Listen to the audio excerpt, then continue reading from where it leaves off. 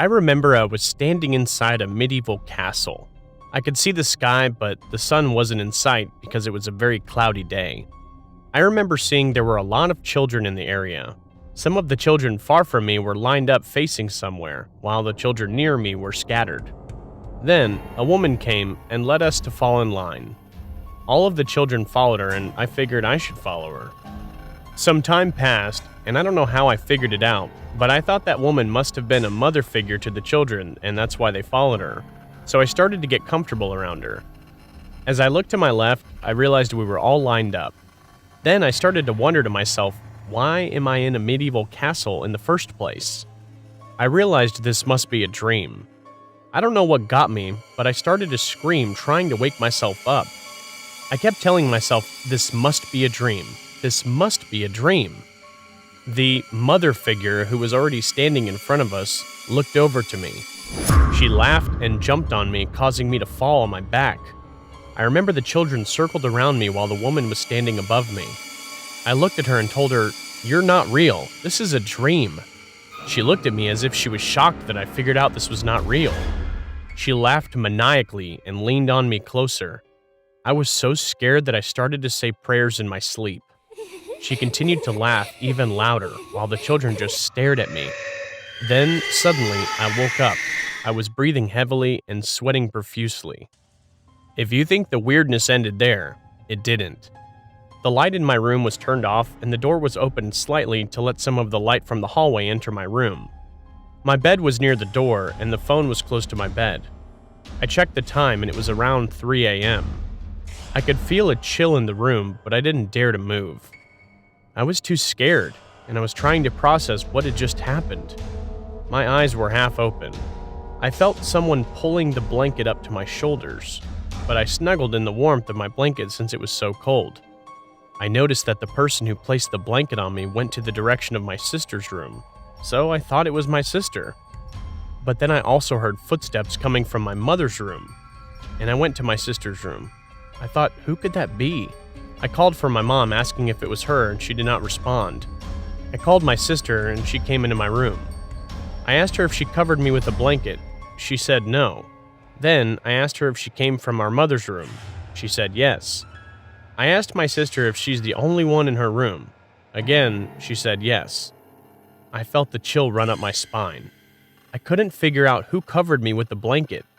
It couldn't be my mother because she was fast asleep in her room. And it couldn't be my sister because she just came out of our mother's room.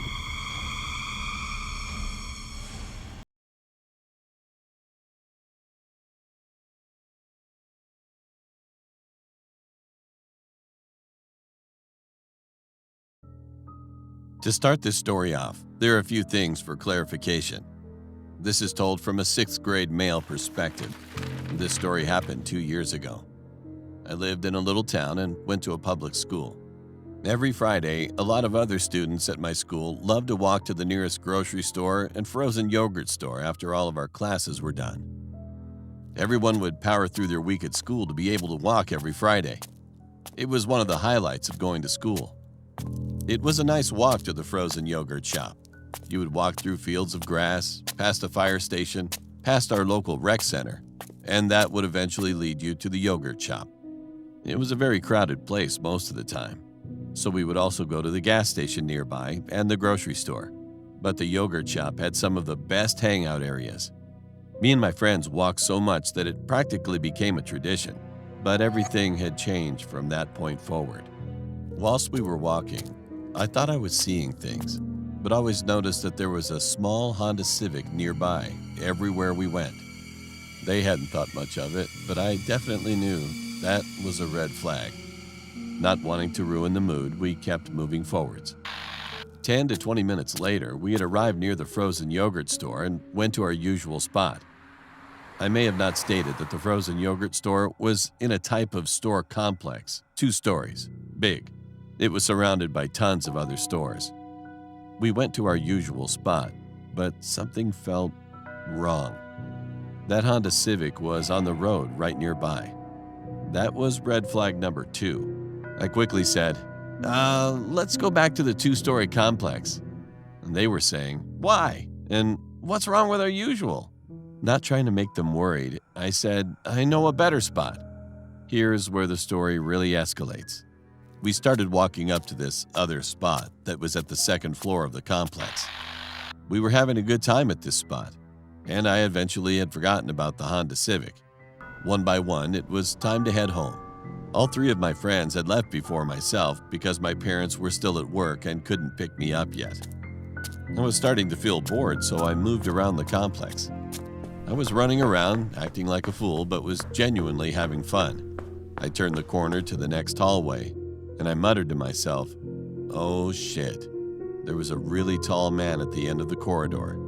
He looked about 6'5" to 7 feet tall and was wearing some type of fedora. He looked unkempt and dirty. Thinking he may just be homeless, I started to walk by him. I was just about to walk past him, and this man said, I'll give you a 10-second head start. I've been watching you through my car. He started smiling like a maniac. I felt my heart in my throat and was very confused, but this didn't feel like a good situation. Turning around, I asked, why me? What did I do? He just glared at me. A couple of seconds passed and he muttered, 5, 4, 3, 2, 1. I started to sweat and thought to myself, and he told me, better get running, or it'll be over for you. At that very moment, he started to move his hands behind his back and he pulled out a pocket knife. I felt all of my hopes and dreams die in that very moment. Feeling like I was about to throw up, I started booking it, running as fast as I ever had before.